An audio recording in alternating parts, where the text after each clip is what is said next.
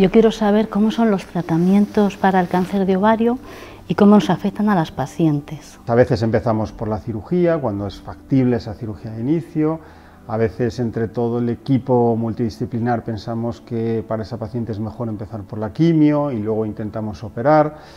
No siempre se puede operar, pero lo ideal es intentar hacer las dos cosas, ¿no? Siempre que haya una buena respuesta al tratamiento. Y bueno, esa es un poco la primera fase de tratamiento del cáncer de ovario, ¿no? Siempre o tradicionalmente se hablaba de quimioterapia y ahí englobábamos un poco pues, todos los tratamientos que se hacían adicionales a la cirugía, pero actualmente hay otros tipos de tratamientos que son más novedosos, ¿no? Que los llamamos terapias dirigidas, terapias biológicas. Ahí entran un conjunto de fármacos que bueno, poco a poco han ido mejorando los resultados y algunos de esos fármacos los utilizamos como terapia de mantenimiento, que es un nuevo concepto que surge en el cáncer de ovario, ¿no? Es decir, después de haber terminado la cirugía y la quimio, dejar un tratamiento de mantenimiento que ayude a conseguir mejores resultados, ¿no? No sé a ti si te costó mucho la primera vez que te explicamos todas las diferentes terapias, pues de entender, te resultó sencillo, te generó muchas dudas. Al principio no, te dejas llevar. Si tienes tanto miedo a lo que te han dicho, porque lógicamente la palabra cáncer la seguimos uniendo a que esto se acaba.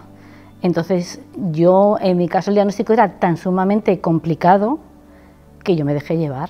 Y las dudas te surgieron después, ¿no? Claro, las dudas me surgían después, sobre todo cuando la gente te pregunta muchas cosas y qué te han dicho y qué hacen, ¿no? Y vas viendo pues, que todo entra dentro de la normalidad, aunque sea una normalidad muy molesta, pero va siendo lo que tiene que ser. Claro.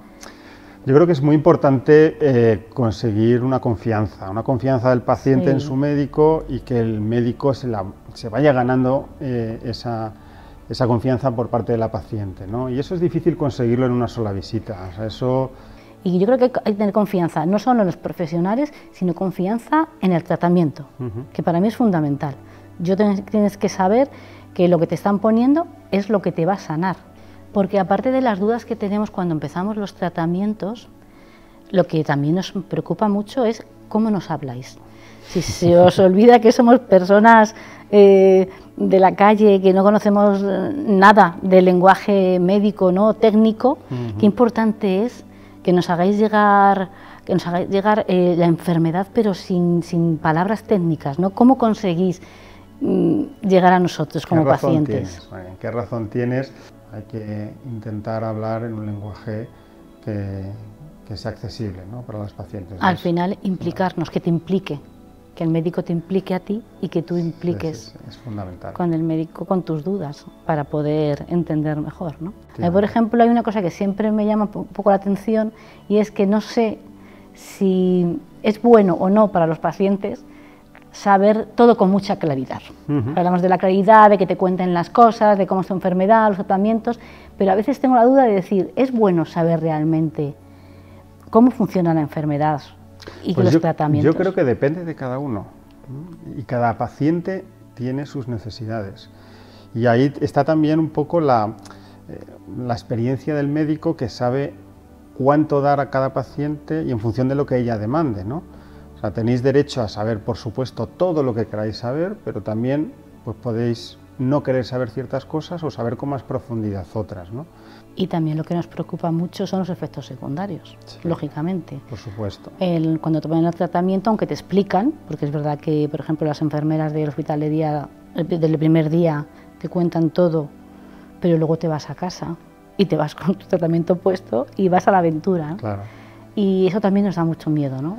Y aparte de lo que te afecta físicamente. Dedicamos un rato largo de la primera visita a explicaros pues, todo lo que produce la quimio, los diferentes efectos adversos. Yo sé que uno de los que peor se llevan es la caída del pelo, ¿no? La alopecia. De hecho, yo habitualmente en la consulta lo que hago es eso, dejarlo para el final, porque si tú a una paciente le empiezas diciendo que se le va a caer el pelo, como eso es lo que peor llevan, muchas veces ya no te escuchan al resto de cosas que tienes que contar, ¿no? Lo del cansancio es súper llamativo. Yo con muchas compañeras que he hablado, es el cansancio, como yo digo, de que se te ha acabado la pila.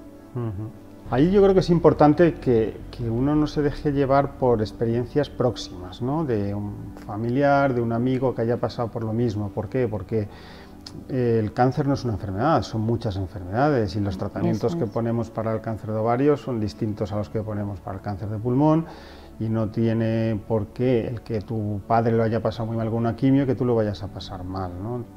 Podríamos decir que cada persona tiene su tratamiento y cada persona tiene su cáncer.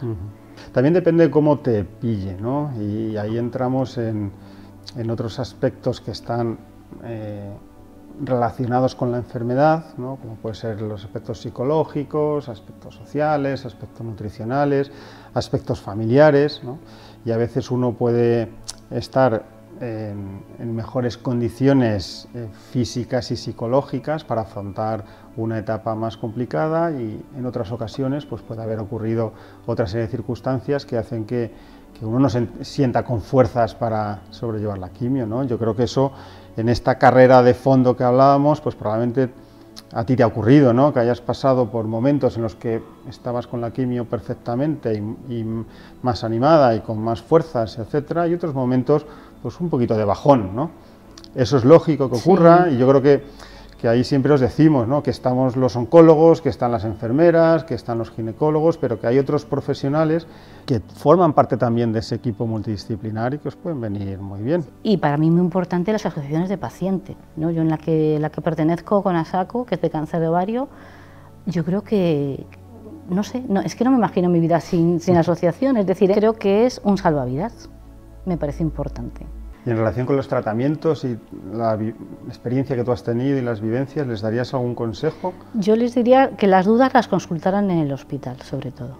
Que no se dejen llevar con, no sé, con pensamientos de otras personas, con las ideas de a mí me ha pasado esto, o la familia que te cuente haz aquello, ¿no?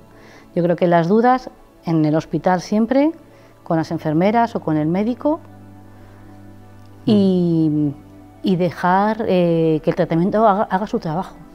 A mí me dijeron una frase un día muy bonita, mi fisio, que me decía, deja que fluya.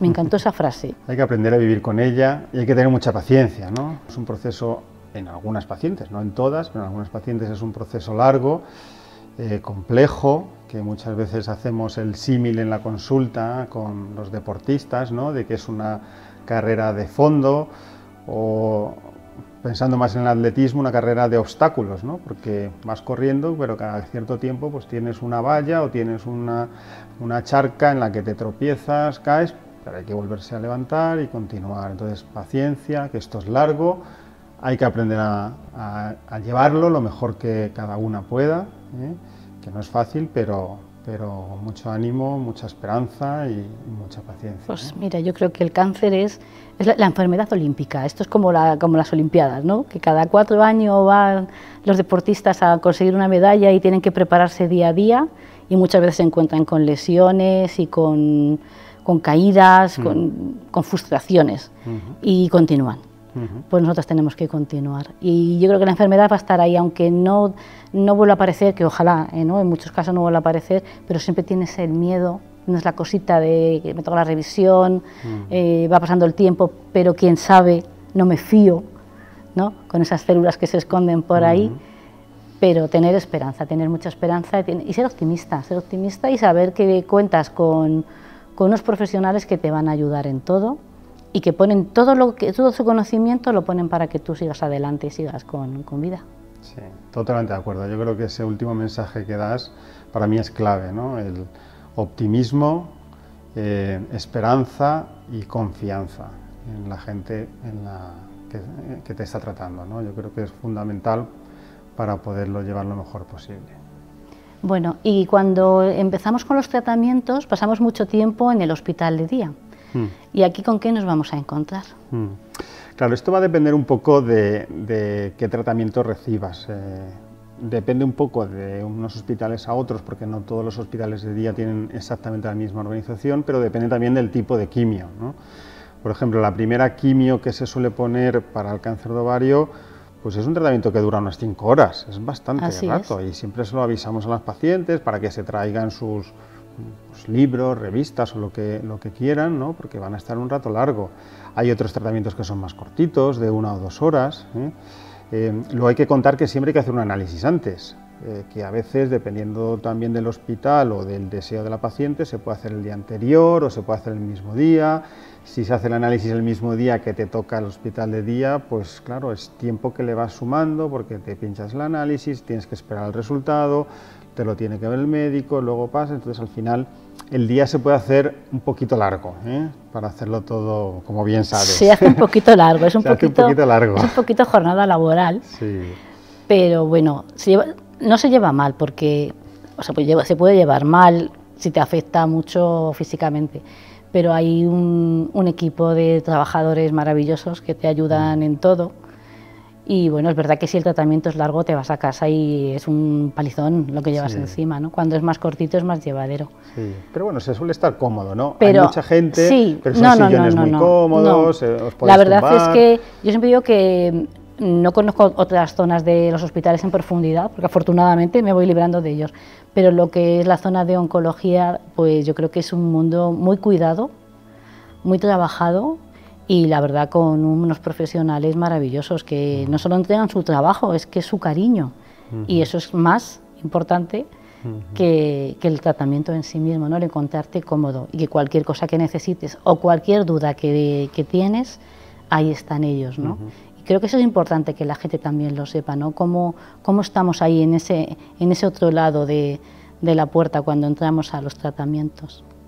Desde luego que sí, muy bien.